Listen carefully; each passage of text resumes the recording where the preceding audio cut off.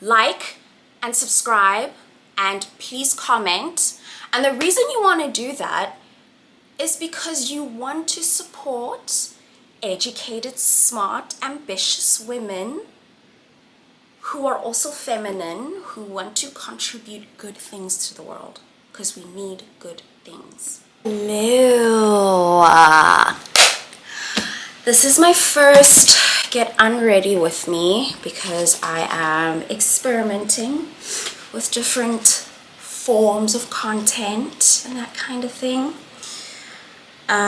So most of what I use is The Ordinary. This is like the glycolic solution thing, and then I started out with, I forget what it's called, but it's the not gray bottle. That's the face wash from The Ordinary. I don't know, I just thought it might be interesting to try this. I'm also trying out this like little pajama onesie thing. I don't know, it's giving me like a little bit of, because it doesn't come in on the sides, I feel like I look like a walking rectangle. But it's also a pajama, it's not supposed to be cute. I have no idea. Anywho, I've hit a total, I mean not a total block with my research. I'm just in the trenches of it right now. And I feel like what I'm learning is certainly interesting. You know, I don't know how to talk about what I'm reading right now, because sometimes like when you're in the thick of reading, it's hard to like recall it. But I will say something, and I think this is kind of actually how learning works. You'll read something and then it's only like a couple of months later that what you're learning kind of clicks together and like solidifies inside of your mind.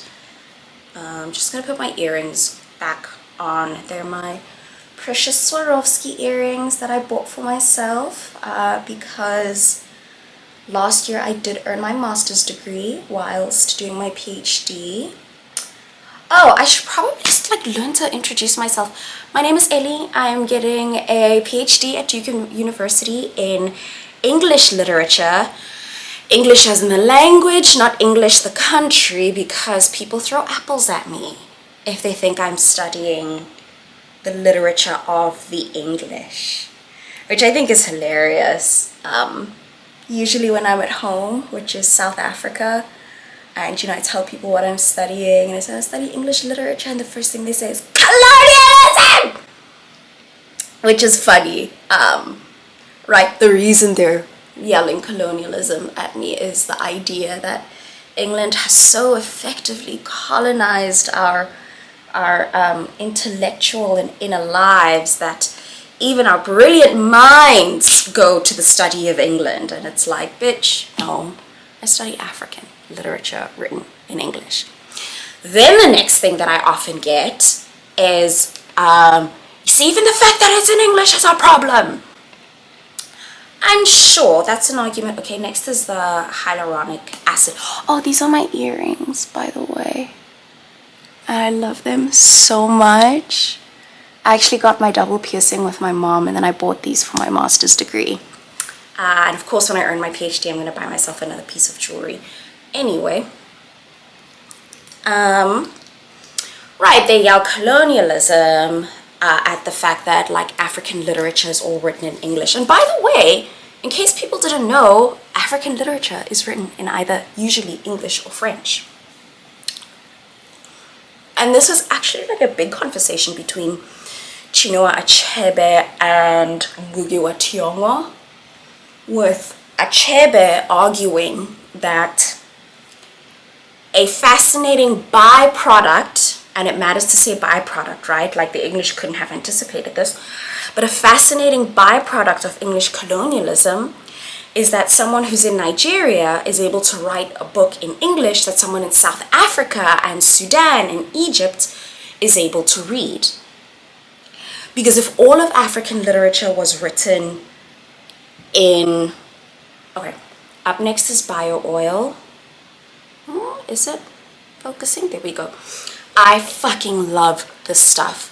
The reason being, so if you look at like my skin, oh my god, it's so beautiful and buttery, but that's the lighting. If you look at my skin, like, right, I have pimples, and sometimes those pimples can lead to hyperpigmentation, and so this takes care of that hyperpigmentation. I use it every single night consistently, and it's part of the reason my skin doesn't have any like major pigmentation spots.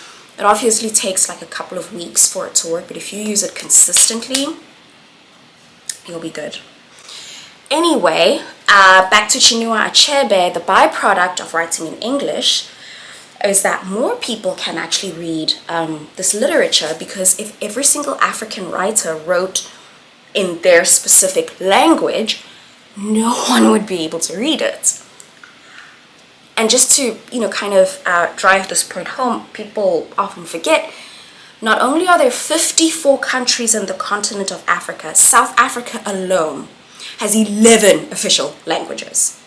11, right?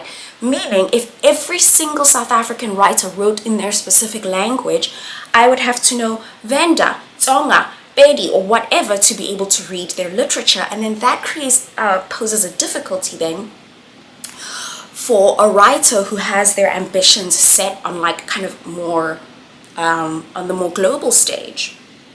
So yeah, I actually I side with Achebe on this one, that I don't think it's such a bad thing that some of African literature is written in the language of the colonialists.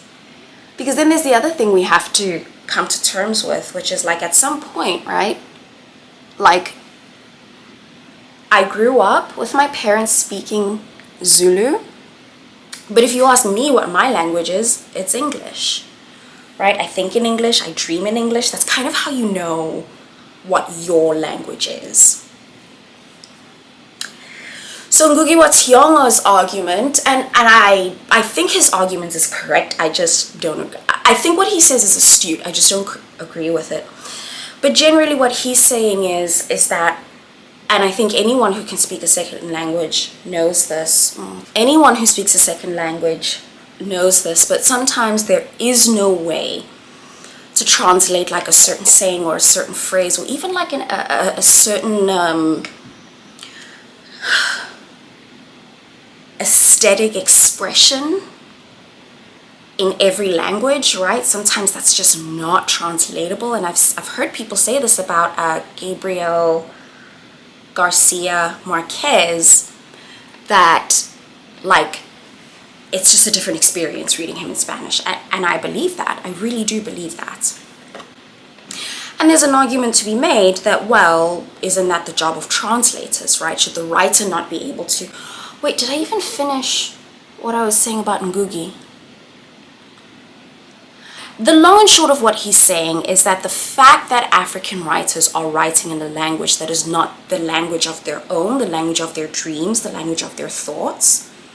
Oh, fuck. Also, I'm using the standard, and they give this little thingy-majiggy, and I fucking love it. Anyway, Ngugi's argument is that, right, the fact that like writers are not expressing themselves in the language of their minds and the language of their dreams tells you the extent of colonial domination. And again, I don't think he's wrong, but I'm sorry, like I want the world to read my literature, right? Like the literature of my country and the literature of my continent. I'm getting all trapped in my words. But I think the long and short of what I'm saying is I agree with Chinua Achebe, mostly because I am someone whose primary language is English. I am someone who wants to be able to talk about literature and share it with as many people as possible. And so, yeah, I wish my opinion were more sophisticated than that. What have I done? I've just moisturized my face. Vaseline. Vaseline is what we need. So yeah, I wish my opinion were more sophisticated than English is my language, I want to read in English, and I want these books to be popular, and the way to be popular is to write in English. or French, but I think more of the world speaks English. So I'm also TAing a class. Oh God, I'm doing this not as... I'm TAing a class right now on Black Southern literature. And it's really, really great because I've never thought of like American literature as being able to be broken down by that kind of like regional specificity. So that's been really cool. And I just started reading, well, the class is about to read, so I'm reading ahead. The Talented Ripkins by Ladee Hubbard. This is the book. I really like it. I really like it. It was inspired by W.E.B. Du Bois's The Talented 10th. I'm still making my way through that essay. But the long and short is that like it's a superhero book. And I'm normally not so, like, I don't like comics. I don't like reading about superhero things. Like, that's not the girl that I am. But this is getting me. It is drawing me in, which feels surprising and exciting. I always enjoy it when, or at least part of what I actually do like about being in a PhD program, and it does matter to be able to say that because sometimes you can forget, is that like through TAing, you get to keep reading new kinds of fiction from different canons and different styles and that kind of thing. And sometimes you have to TA for a Victorian class, but other times you get to TA for this class, and I think this class is like actually amazing. It's so amazing, and I'm so happy for all the books that it's exposed me to. I feel like I need to up my evening dress-up game. Do you know what I mean? Like, this is fine by itself, this is fine by itself, but together, I feel like I look a little bit washed out. Do you know what I mean?